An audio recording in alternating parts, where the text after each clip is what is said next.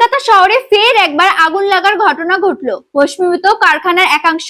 এবার তপসিয়ার একটি অ্যালুমিনিয়াম সামগ্রীর গুদামে আগুন লাগে। সোমবার সকাল 7:30 নাগাদ এই ঘটনা ঘটেছে বলে স্থানীয় সূত্রে খবর।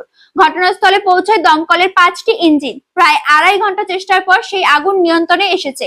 সোমবার সকালে তপসিয়ার 8 নম্বর অবিনাশ চৌধুরী লেনের ওই গুদাম থেকে আচমকায় কালো ধোঁয়া বেরোতে দেখা যায়।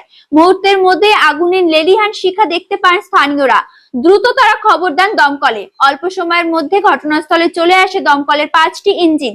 প্রাথমিকভাবে অনুমান করা হচ্ছে শর্ট সার্কিট থেকে আগুন লেগেছে, যদিও ঘটনায় কারো মৃত্যু হয়নি।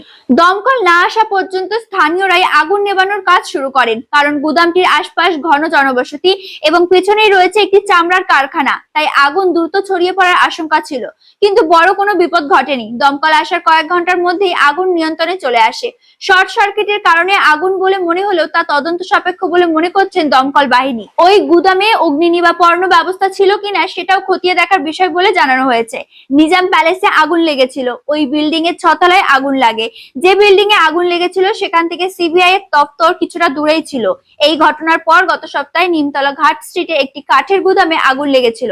সাম্প্রতিক সময়ে একাধিকবার অগ্নিকাণ্ডের ঘটনায় মানুষের মনে আতঙ্ক বাড়ছে। দেশের সময়।